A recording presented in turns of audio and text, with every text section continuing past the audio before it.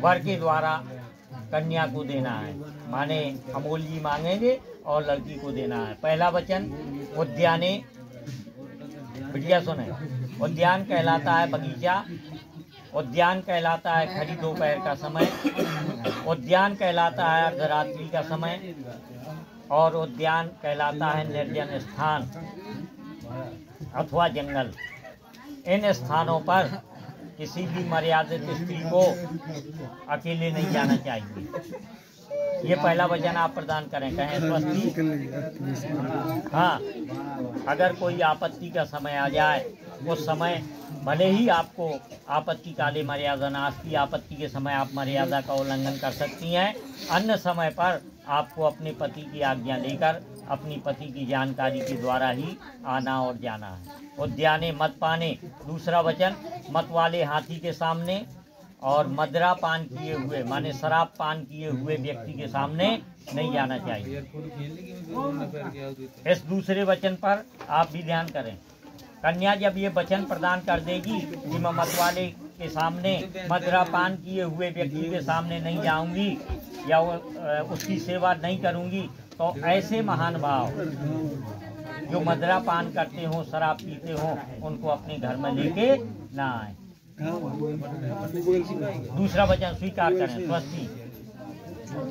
उद्याने मत पाने, पिताग्रह गमने। तीसरा वचन, आज आप किसी घर की बहू बन रही हैं, किसी घर की मर्यादा बन रही हैं, तो आप बगैर पूछे, अभी तक आपका कन्या का स्वरूप था और कन्या सर्वत्र पूजते, सभी स्थानों में सभी कालों में कन्या पूजनीय है, इसलिए आपके आने में, जाने में, उठने में, बैठने में, बोलने में, हंसने में कोई दोष नहीं था। लेकिन आज से आपकी जो सारी क्रियाएं हैं वो मर्यादित होंगी। आप किसी घर की मर्यादा बन चुकी, तो आज से आप बगैर पूछे, अपने पति की आज्ञा लिए बगैर किसी के घर नहीं जाएंगी, यहाँ तक कि अपने पिता के घर भी नहीं आएंगे। ये वचन उस पीरियड में था।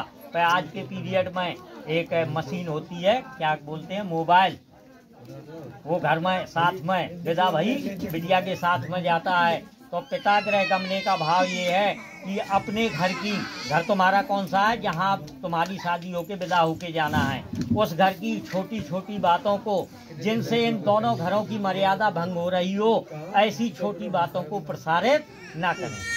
जब आप विवाह होके जाएंगी, हो सकता है वहाँ 10 निमंत्रण वाले हों, कोई सामान के में उंगली उठाए, कोई लेन देन में उंगली उठाए, कोई आपके जो है जेवर पर भी उंगली उठाए, कोई आपकी सुंदरता पे उंगली उठाए। ऐसी छोटी बातों को, अपने घर की बातों को, मर्यादा को अपने पिता के घर में भी नहीं देना चाहिए, ताकि दोनों घरों की मर्यादा भंग ना हो। ये तीसरा वचन प्रदान करें, स्वस्ति। पिताग्रह गमने मम चित्तम मम वाक्यम।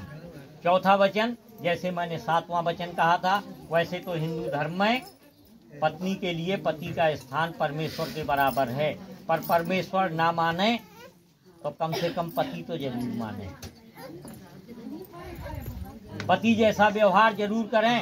अन्यथा करवा चौथ के दिन खूब पूजा करी और साल भर गाड़ी गुप्ता करे, का मतलब हो?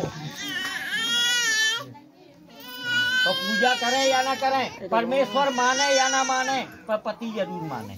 चौथा वचन स्वीकार करें, स्वस्ति। 5वां वचन, अभी तक आपका कन्या का स्वरूप था, आपके कहीं भी रुकने में, हंसने में कोई दोष नहीं था, पर आज आप मर्यादा का जीवन जीने जा रही।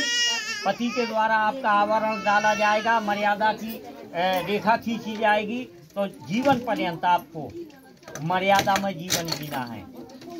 चाहे गांव का कोई अन्य पुरुष हो, चाहे आपका ससुर हो, परिवार के लोग हों, पर्दा भले ही कम रहे, पर निगाह का पर्दा होना चाहिए, लज्जा का पर्दा होना चाहिए। पर्दा ऐसा नहीं कि घूंघट 1 फुट का डला हो और भीतर से गालियां निकल रही हो, ऐसा नहीं। श्रद्धा की मर्यादा होनी चाहिए।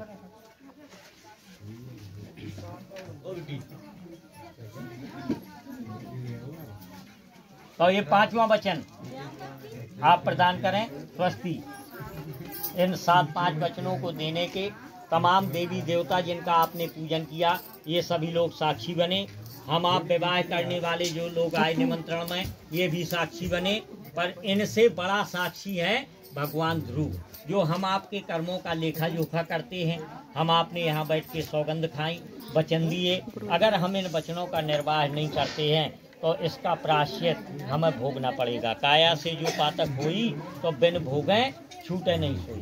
बदमाशी की क्रिया चाहे पत्नी पति के साथ करे या पति पत्नी के साथ करे, उसे उसका प्रायश्चित एक न एक दिन भोगना पड़ेगा। इसलिए इन 7-5 वचनों को जो आपने प्रदान किया, अपना जीवन इन्हीं वचनों में बांध के रखना। चाहे कोई भी बात सामने आए, हो सकता है कल के दिन आपने यहाँ सौगंध खाई, कल एक दूसरे से अगर पूछ के कार्य करते हो तो हमारे जैसे व्यक्ति ये कहेंगे कि वो आदमी तो बगैर पत्नी के पूछे कुछ नहीं करता।